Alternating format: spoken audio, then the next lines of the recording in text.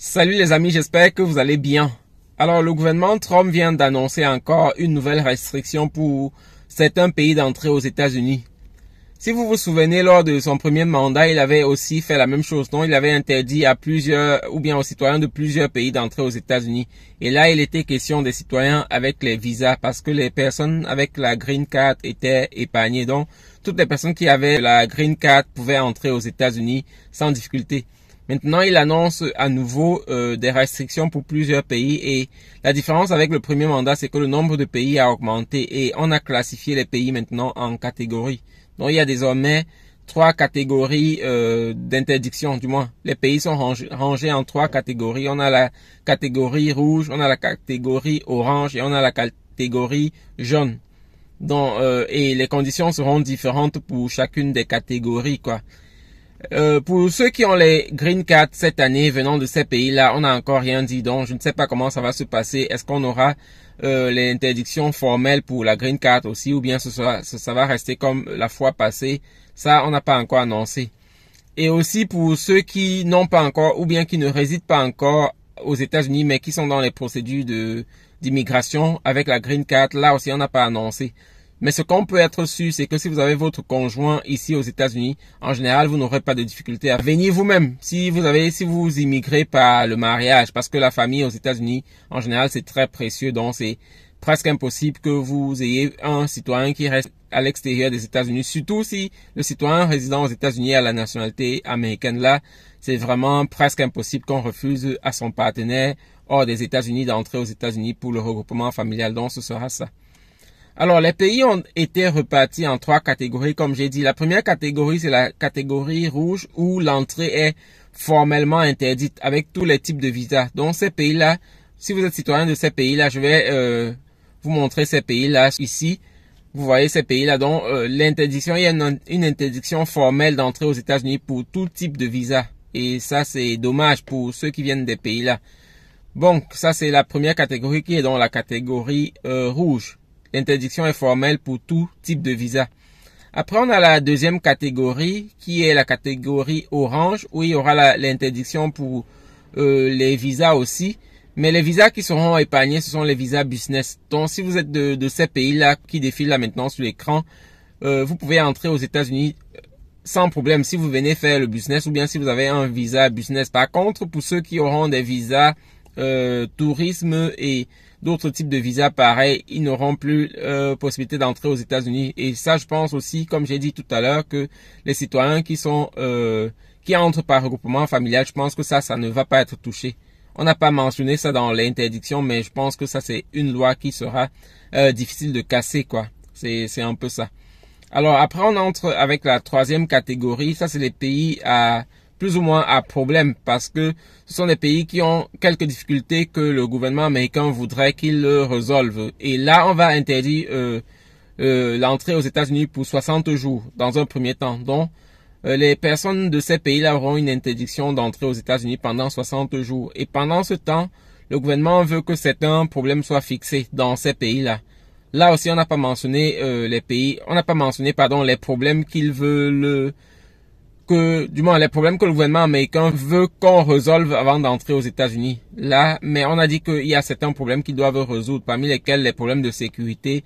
Je ne sais pas comment ça va se passer exactement, mais ces pays-là auront l'obligation de résoudre d'abord le problème de sécurité et plusieurs autres types de problèmes. Et lorsqu'on parle de problèmes, c'est pas des problèmes que le citoyen personnellement peut résoudre. Ce sont des problèmes au niveau étatique. Donc, pour les citoyens de ces pays-là, ils n'auront aucune influence sur l'obtention du visa ou bien sur la résolution de ces problèmes-là, ce qui est aussi dommage, quoi.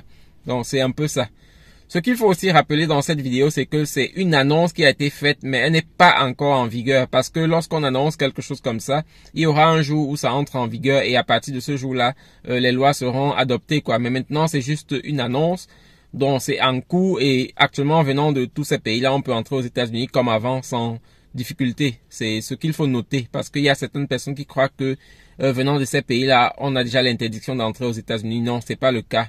Il y aura une certaine date que le gouvernement américain va communiquer et à partir de ce jour-là, tous les visas, du moins l'entrée aux États-Unis va fonctionner comme on a dit en 3 catégories. Catégorie rouge, interdiction totale, catégorie orange, entrer pour le business et pour d'autres choses comme ça, donc pour faire de l'argent. Et la catégorie jaune, c'est un peu un avertissement. Les pays là ont l'obligation de résoudre certains problèmes et après ça, si les problèmes sont résolus, ils pourront entrer aux États-Unis sans difficulté. C'est un peu ça. Donc, c'est ce que je voulais partager avec vous dans cette vidéo. J'espère que vous n'êtes pas touché par ces restrictions-là. Et si vous êtes touché, essayez juste de faire ce qu'il faut faire. Du moins, dans toutes les catégories là, vous n'avez vraiment pas de choses que vous pouvez faire. Parce que ce sont des choses qui vont se faire au niveau étatique, au niveau gouvernemental. Donc, pour vous qui êtes citoyen, vous pouvez seulement faire ce qui est à votre niveau, afin que si l'entrée redevient possible, qu'on ne vous refuse pas l'entrée à cause d'un problème personnel. Parce que lorsque vous demandez le visa, il y a des choses qu'il faut fournir vous-même. Et on peut, bien qu'on permette à un pays d'entrer sans problème, on peut vous refuser le visa parce qu'il y a des choses personnelles qui dépendent de vous que vous n'avez pas résolues, quoi. C'est très important. Et comme je disais dans la dernière vidéo, l'une des choses qui est importante lorsque vous demandez le visa, c'est de donner les informations exactes parce que toute information fausse peut entraîner un refus de visa. On a vu plusieurs personnes qui ont donné une seule information fausse lorsqu'elle a été découverte. Ça a entraîné automatiquement le refus de visa. Donc c'est important lorsque vous êtes dans les procédures de faire tout dans la droiture, quoi, dans l'exactitude, de donner toutes les informations vraies afin que vous ne soyez pas recalé pour un visa. C'est un peu ça. Les États-Unis, comme je dis toujours, c'est un pays intéressant, c'est un pays où on peut faire beaucoup de business, c'est un pays où on peut apprendre beaucoup de choses, on peut aller étudier aux États-Unis et chacun qui vient aux États-Unis peut trouver son compte en général. Si vous êtes quelqu'un de bosseur, si vous êtes quelqu'un qui aimez le travail, vous n'aurez pas de problème à vous intégrer dans ce pays. C'est un pays ouvert, ce qui est bien. Et moi, je suis passé par l'Europe, donc je peux comparer un peu. Ce qui est bien ici, c'est qu'on vous laisse tranquille, on vous permet de vous épanouir. Vous travaillez autant que vous pouvez travailler ou bien autant que vous voulez. Tout ce qui compte pour les Américains, c'est de payer les impôts. Et lorsque vous payez les impôts, vous n'avez aucune difficulté à vivre ici aussi longtemps que vous voulez. Donc, c'est important. Pour ceux qui s'intéressent aux États-Unis, je trouve que c'est un pays intéressant, bien qu'il y ait le côté négatif, il y a quelques défauts aux États-Unis comme partout ailleurs, mais c'est un pays en général qui vous permet de vous épanouir et un pays dans lequel vous pouvez vraiment faire la différence, quoi. Ici, là, c'est vrai qu'il y a le racisme, comme on dit toujours, il y a le racisme, mais en général, les personnes qui savent se démarquer obtiennent toujours ce qu'elles veulent, quoi.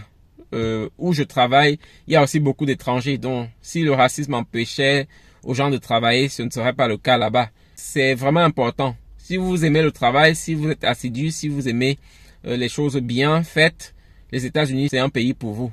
Donc, c'est un peu ça. En tout cas, passez une bonne journée. Et si vous avez d'autres questions, n'hésitez pas de les mettre dans les commentaires. Je prendrai le temps de répondre. Bonne journée à vous. Bye.